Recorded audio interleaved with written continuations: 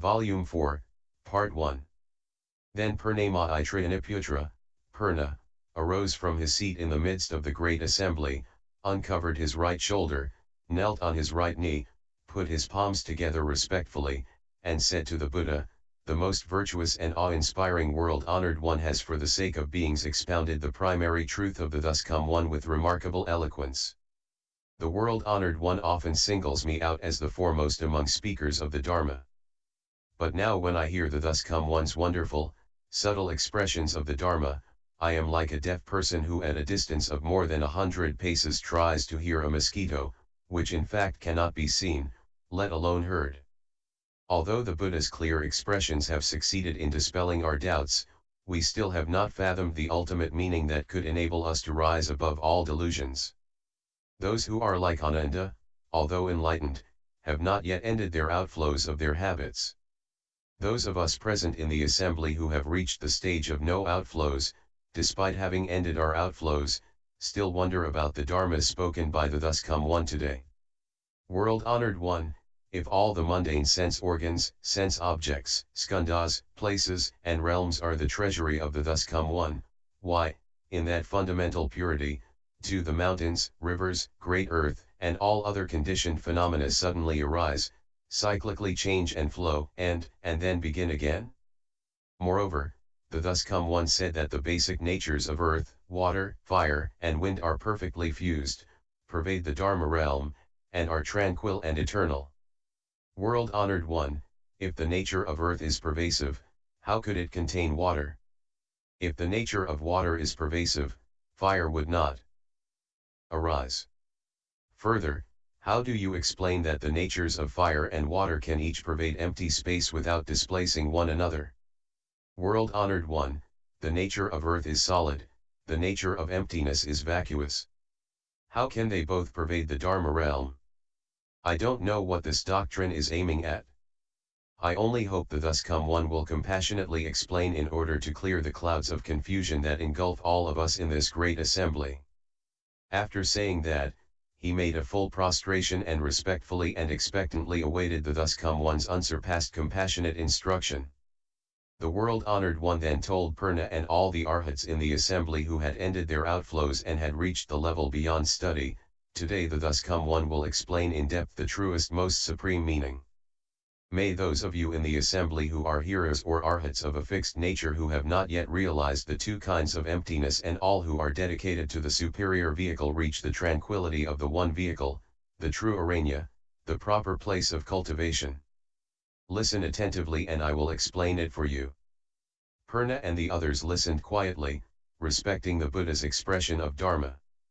The Buddha said, "Purna, you have asked why in fundamental purity the mountains, the rivers, and the great earth suddenly arise. Have you not often heard the thus come one expound upon the wonderful light of the enlightened nature and the bright wonder of fundamental enlightenment?" Purna said, "Yes, world-honored one, I have often heard the Buddha expound upon that subject." The Buddha said, "You speak of understanding enlightenment, does the nature understand and is that called enlightenment? Or does enlightenment initially lack understanding and so you speak of understanding enlightenment?" Purna said, "If a lack of understanding is called enlightenment, then there would be no understanding at all." The Buddha said, "If there were no understanding at all, then there could be no understanding of enlightenment. If understanding is added, then that is not enlightenment. If understanding is not added, then there's no understanding. But a lack of understanding or ignorance is not the lucid bright nature of enlightenment. The nature of enlightenment certainly includes understanding. It's redundant to speak of understanding enlightenment. Enlightenment is not a kind of understanding. Understanding sets up an objective realm. Once that objective realm is set up, your false subjective state arises. Where there was neither sameness nor difference, suddenly difference appears. What differs from that difference becomes sameness. Once sameness and difference mutually arise, and due to them, what is neither the same nor different is created. This turmoil eventually brings about weariness. Prolonged weariness produces defilement. The combination of these in a murky turbidity creates afflictions with respect to wearisome defilements. The world comes about through this arising, the lack of any arising becomes emptiness. Emptiness is sameness, the world, difference. Those that have neither difference nor sameness become conditioned dharmas. The understanding added to enlightenment creates a light that stands in mutual opposition with the darkness of emptiness. As a result, wind wheels that support the world come into being. The tension between emptiness and that light creates movement. The false, persistent light congeals into a solidity that becomes metal. A lack of enlightenment nurtures that persistence and causes metal wheels to secure all lands. That tenacious unenlightened state creates metal, while the fluctuations of light cause the wind to rise. The friction between wind and metal creates fire, which is mutable in nature. Metal produces moisture, which causes flame to rise from the fire. Thus the will of water that encompasses all realms in the 10 directions comes about. Fire rises and water falls, and the combination becomes tenacious. What is wet becomes the oceans and seas, what is dry becomes the continents and islands. Because of this, fire often rises up in the oceans, and on the continents the streams and rivers ever flow. When the power of water is less than that of fire, high mountains result. That is why mountain rocks give off sparks when struck, and become liquid when melted. When the power of earth is less than that of water, the outcome is grasses and trees. That is why the vegetation in groves and marshes turns to ashes when burned and oozes water when twisted. The interaction of that false dichotomy in turn creates these elements as seeds, and from these causes and conditions comes the continuity of the world. Moreover, Purna, the false understanding is none other than the mistake of adding understanding to enlightenment. After the falseness of the objective realm is established, the subjective understanding cannot transcend it.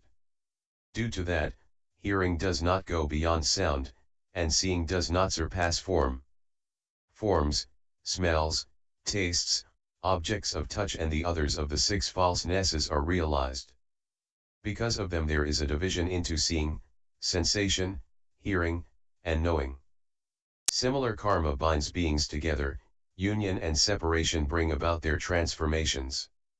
The manifestation of light is caused by false view and ignorance. Competitive views generate hatred, compatible views create love. The flow of love becomes a seed, the potential fetus is taken in and conception occurs. When intercourse takes place, beings with similar karma are drawn in. From these causes and conditions, the Kalaka, Arbuda, and other fetal stages evolve. The womb-born, egg-born, moisture-born, and transformation-born beings come about in response. The egg-born come from thought, the womb-born are due to emotion, the moisture-born arise from union, and transformations occur through separation.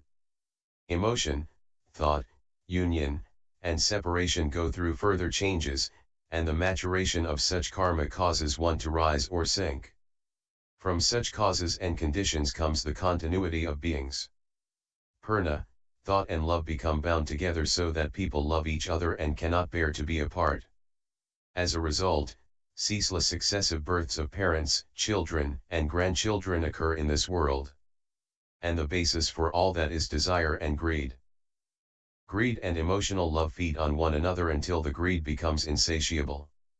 The result of that in this world is the tendency of egg-born, womb-born, moisture-born, and transformation-born beings to devour one another to the extent that their strength permits. The basis for all that is killing and greed. Suppose a person eats a sheep. The sheep dies and becomes a person, the person dies and becomes a sheep. The same applies in all rebirths among the 10 categories. Through death after death and birth after birth, they eat each other. The evil karma one is born with continues to the bounds of the future. The basis for all that is stealing and greed. You owe me a life, I must repay my debt to you. Due to such causes and conditions we pass through hundreds of thousands of eons in sustained cycle of birth and death. You love my mind, I adore your good looks. Due to such causes and conditions we pass through hundreds of thousands of eons in sustained mutual entanglement. Killing, stealing, and lust are the basic roots. From such causes and conditions comes the continuity of karma and retribution. Purna, these three kinds of upside-down continuity come from adding understanding to enlightenment. That lack of understanding generates an internal awareness which gives rise to external phenomena. Both are born of false views. From this falseness the mountains, the rivers, the great earth, and all conditioned phenomena unfold themselves in a succession that recurs in endless cycles. Purna said, if this wonderful enlightenment, the wonderful awareness of fundamental enlightenment, which is neither greater than nor less than the mind of the thus come one, abruptly brings forth the mountains, the rivers, and the great earth, and all conditioned phenomena, then now that the thus come one has attained the wonderful emptiness of clear enlightenment, will the mountains, the rivers, the great earth, and all conditioned habitual outflows arise ever again. The Buddha said to Purna, if a person living in a village were confused about directions, mistaking south for north, would that confusion be the result of confusion or of awareness? Purna said, his confusion would be the result of neither. Why not? Confusion is fundamentally baseless, so how could anything arise because of it? And as awareness does not produce confusion, how could confusion arise out of it?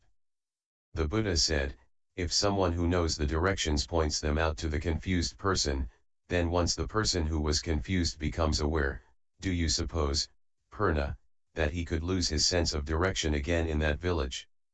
No, world-honored one. Purna, the thus come ones of the 10 directions are the same way. Confusion is groundless and ultimately empty in nature. In the past, there basically was no confusion. It merely seemed as if there were confusion and enlightenment. When the delusion about confusion and enlightenment is ended, enlightenment will not give rise to confusion. Consider the person who, because of cataracts, saw flowers in space. Once the cataracts were removed, the flowers in space disappeared. Were he to rush to the spot where the flowers disappeared and wait for them to reappear, would you consider that person to be stupid or wise? Purna said, originally there weren't any flowers in space. It was through a seeing disability that they appeared and disappeared. To see the disappearance of the flowers in space is already a distortion. To wait for them to reappear is sheer madness.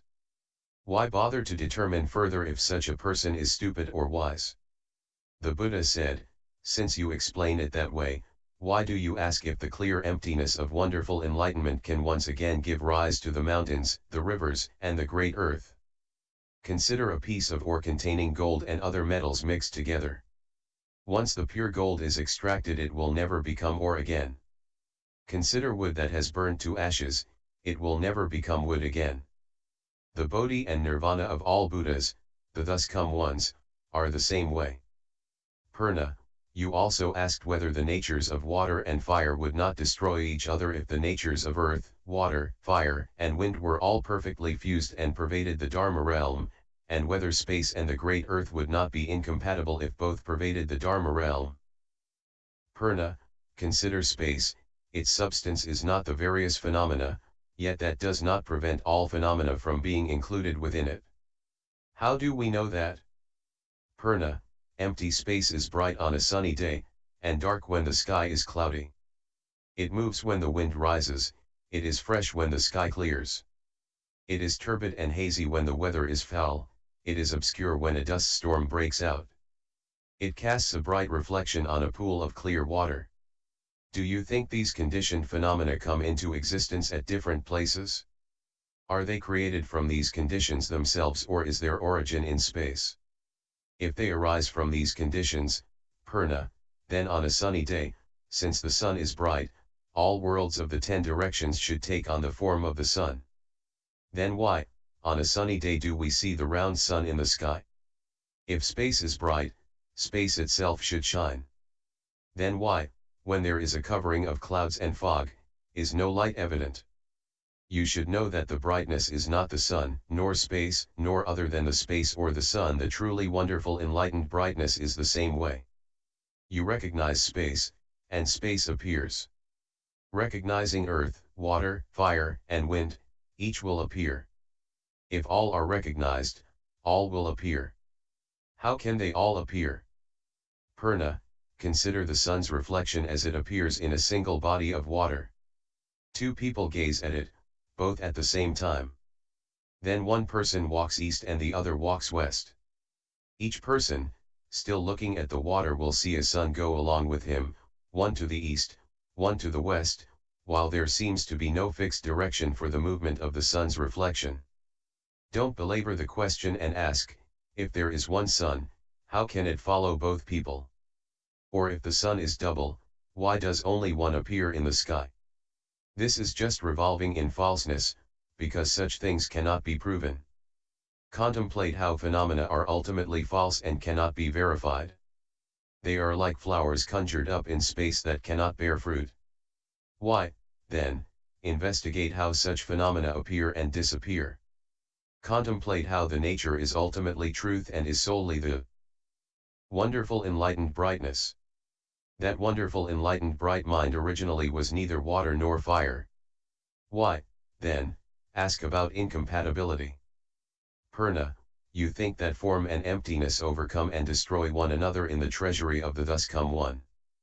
Thus the treasury of the thus come one appears to you as form and emptiness throughout the Dharma realm. And so, within it the wind moves, emptiness is still, the sun is bright, and the clouds are dark. The reason for this lies in the delusion of beings who have turned their backs on enlightenment and joined with the defiling dust. Thus, the wearisome defilements come into being and mundane phenomena exist. Based on wonderful understanding that neither ceases to be nor comes into being, I unite with the treasury of the thus come one. Thus the treasury of the thus come one is the unique and wonderful enlightened brightness, which completely illumines the Dharma realm. That is why, within it, the one is limitless, the limitless is one. In the small appears the great, in the great appears the small. Unmoving in the Bodhimanda, yet pervading the 10 directions, my body contains the 10 directions and endless emptiness. On the tip of a single hair appear the lands of the jeweled kings. Sitting in a mote of dust, I turn the great Dharma wheel, put an end to defiling dust, and unite with enlightenment, so that true suchness, the wonderful enlightened bright nature, comes into being. The treasury of the thus come one is the fundamental, wonderful, perfect mind. It is not the mind, nor emptiness, nor earth, nor water, nor wind, nor fire, it is not the eyes, nor the ears, the nose, the tongue, the body, or the mind. It is not form, nor sounds, smells, tastes, objects of touch, or dharmas. It is not the realm of eye consciousness, nor any other, up to and including the realm of mind consciousness. It is not understanding, nor ignorance, nor the ending of understanding or ignorance, nor any other, up to and including old age and death and the ending of old age and death. It is not suffering, nor accumulation, nor extinction, nor the way. It is neither knowing nor attaining. It is not dana, nor shila, nor virya, nor kshanti, nor dhyana, nor prajna, nor paramitha, nor any other. It is not the Tathagata, nor the Arhats, nor Samyak Sambadhi, nor Parinirvana, nor eternity, nor bliss, nor true self, nor purity. Therefore, it is neither mundane nor transcendental, since the treasury of the thus come one is the wonder of the mind's primal understanding. It is the mind, it is emptiness, it is earth, it is water, it is wind, it is fire, it is the eyes, it is the ears, the nose, the tongue, the body, and the mind.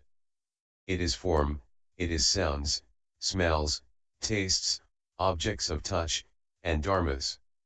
It is the realm of eye consciousness, and so forth, up to and including the realm of mind consciousness. It is understanding and ignorance and the ending of understanding and ignorance, and so forth up to and including old age and death and the ending of old age and death. It is suffering, it is accumulation, it is extinction, and it is the way. It is knowing and attaining. It is dana, it is shila, it is virya, it is kshanti, it is dhyana, it is prajna, and it is paramitha, and so forth, up to and including the Tathagata, the Arhats, Samyak Sambadhi, Parinirvana, eternity, bliss, true self, and purity. It is both mundane and transcendental, since the treasury of the thus come one is the wonderful understanding of the primal mind. It is apart from identity and negation. It is identity and negation. How can beings in the three realms of mundane existence and the heroes and those enlightened to conditions at the level of transcendental existence make suppositions about the unsurpassed Bodhi of the thus come one with the minds that they know of, or enter the knowledge and vision of the Buddha through the medium of worldly language? Consider lutes, flutes, and guitars. Although those can make wonderful sounds, but if there are no skilled fingers to play them, their music will never come forth. You and all beings are the same way. The precious, enlightened, true mind is perfect in everyone. I apply pressure and the ocean impression emits light, you move your mind, and the wearisome defilements spring up. That happens all because you do not diligently seek the unsurpassed enlightened way, but are fond of the lesser vehicle and are satisfied with little attainment. Purna said, my mind and the thus come one's true wonderful pure mind are no different in their perfect precious enlightenment and complete understanding. But I have long been plagued with beginningless false thoughts and have long endured the cycle of rebirth. As of yet my attainment in the sagely vehicle is not ultimate. The world-honored one has completely ended all falseness and attained wonderful eternal truth.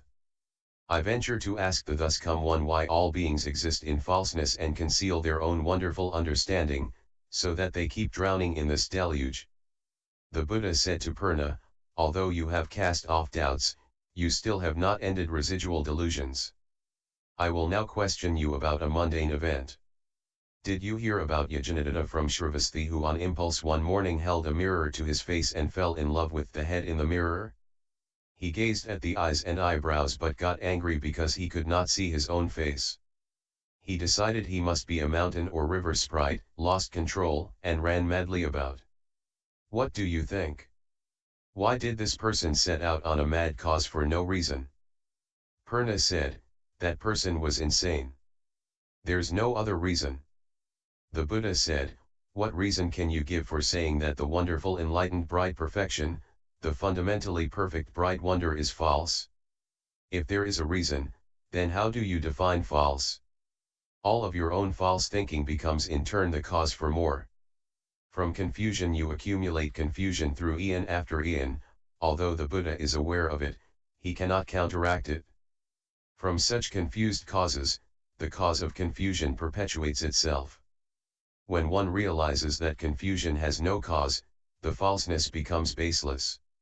Since it never arose, why would you hope for its end?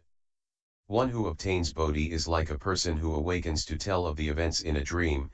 Since his mind will remain awake and clear, why would he want to hold on to the things in a dream? This is especially true for things that lack a cause and are basically non-existent, such as Yajnadata's situation that day in the city. Was there any reason why he became fearful for his head and went running about? If his madness had suddenly ceased, he still wouldn't get his head back from someplace else outside, and so before his madness ceased, how could his head have been lost? Purna, falseness is the same way. How can it exist? You only need not follow discriminations about the three kinds of continuity of the world, beings, and karmic retributions. By cutting off those three conditions, the causes will not arise. Then the madness, like Yajnadata's, will cease by itself. Once it ceases, Bodhi appears. The supreme, pure, bright mind originally pervades the Dharma realm. It is not something obtained from anyone else. Why, then, toil at cultivation making yourself bone-tired trying to gain certification? Consider a person who has a wish-fulfilling pearl sewn into his clothing but does not know it. Poverty-stricken and ragged, he roams around begging for food and always on the move. Although he is indeed destitute, the pearl is never lost. Suddenly a wise person points out the pearl, then all his wishes are fulfilled, he obtains great wealth, and he realizes that the pearl did not come from somewhere outside. Then from among the great assembly, Ananda bowed at the Buddha's feet, stood, and said to the Buddha, the world-honored one has just explained about the karma of killing, stealing and lust. When the three conditions are cut off, the three causes do not arise. Then the madness, like Yajnadatta's, will cease by itself, and once it ceases, Bodhi appears. It is not something obtained from anyone else. Those clearly are causes and conditions. Why, then, does the thus come one abruptly reject causes and conditions? My enlightenments have come about through causes and conditions. World-honored one, that is not only true of those of us who are young in years, or who are heroes still in the process of learning. Mahamoudgalyayana, Shariputra, and Subhuti, and others who followed the elder Brahmans, became enlightened and obtained no outflows upon hearing the Buddha expound upon causes and conditions. Now you say that Bodhi does not come from causes and conditions. That would make the spontaneity that Maskari Goswamiputra and others advocated in Rajagriha the primary meaning. I only hope that the greatly kind one will dispel my confusion. The Buddha said to Ananda, "Let us take the case of Yajnadatta in the city. If the causes and conditions of his madness cease, the nature that is not mad will spontaneously come forth." The entire principle of spontaneity and causes and conditions is nothing more than that. Ananda, Yajnadatta's head was naturally there, it was a natural part of him. There was never a time when it was not. Why, then, did he suddenly fear that he had no head and start running about madly? If he naturally had a head and went mad due to causes and conditions, would it not be just as natural for him to lose his head due to causes and conditions? Basically his head was never lost. The madness and fear arose from falseness. There was never any change that took place. Why, then, belabor the point about causes and conditions? Had the madness been his natural state, the madness and fear would be fundamental. Before he went mad, then, where was his madness hidden? Had the madness not been his natural state, and his head in fact not lost, why did he run about in a state of madness? If you realize that you have a head and recognize the madness of your pursuit, then both spontaneity and causes and conditions become idle theories. That is why I say that once the three conditions cease to be, the Bodhi mind appears. The arising of the Bodhi mind and the ending of the mind subject to arising and ceasing itself imply arising and ceasing. The ending of both arising and ceasing is the effortless way. If there is spontaneity, then clearly the thought of spontaneity must arise and the mind subject to arising and ceasing end, but that is still a case of arising and ceasing. To call the lack of arising and ceasing spontaneity would be like saying that a combination of mundane phenomena that form a single substance are mixed and united in nature, and that everything not mixed and united is spontaneous in nature. Spontaneity is not natural, and mixing and uniting lack unifying qualities. Spontaneity and unity alike must be abandoned, and both their abandonment and their existence cease to be. Achieving that would be no idle theory. Bodhi and Nirvana are still so far away that you must undoubtedly pass through eons of bitterness and diligence before you cultivate them and are certified.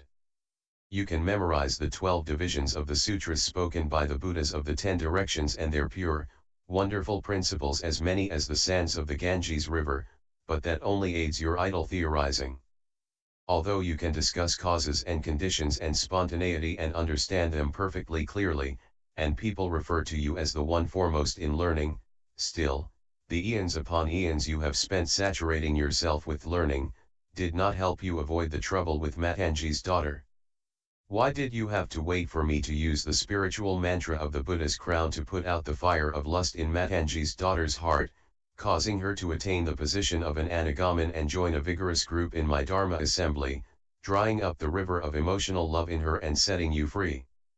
Therefore, Ananda, your ability to intellectually master the thus come one's wonderful secret teachings for eons upon eons is not as good as a single day of non-outflow cultivation that is intent upon quitting the two worldly sufferings of love and hate. In Matanji's daughter, a former prostitute, emotional love and desire were dispelled by the spiritual power of the mantra. Now her Dharma name is Bhikshuni's nature. She and Rahula's mother, Yashodhara, both became aware of their past causes and knew that for several eons they had endured the suffering of greed and emotional love.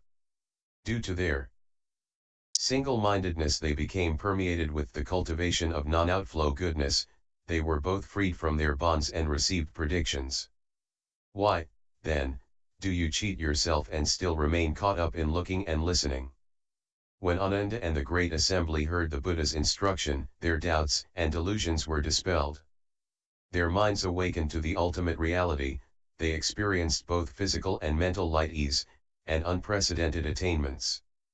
Once again Ananda wept, bowed at the Buddha's feet, knelt, placed his palms together, and said to the Buddha, "The unsurpassed, great, compassionate, pure, and precious King has instructed me well, so that, by means of these various causes and conditions, expedients, and encouragements, all of us who were immersed in the sea of suffering have escaped it."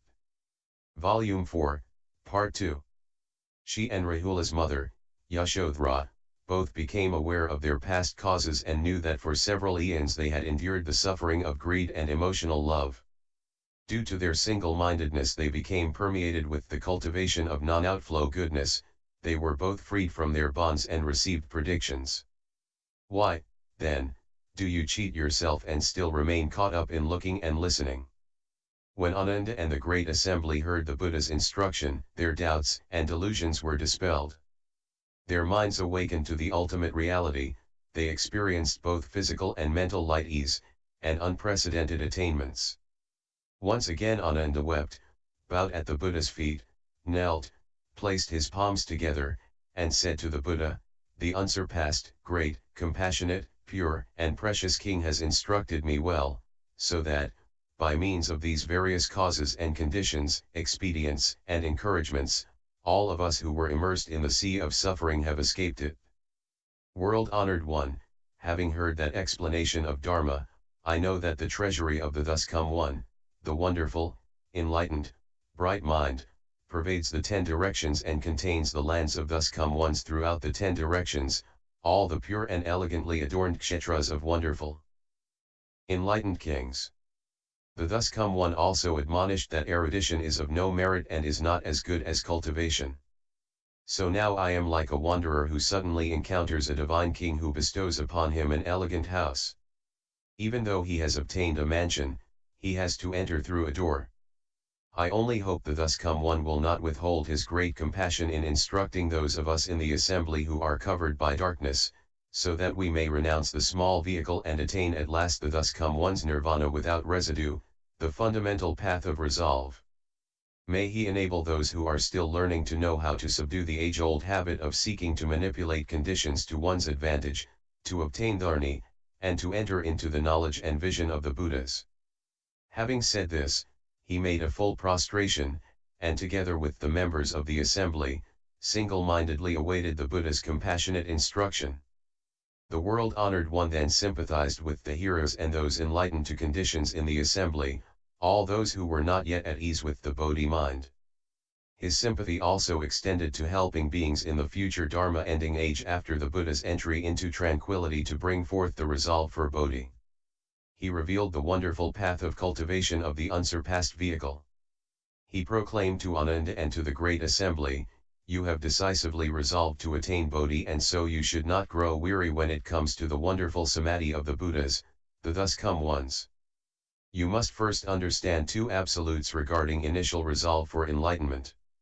What are the 2 absolutes regarding initial resolve for enlightenment?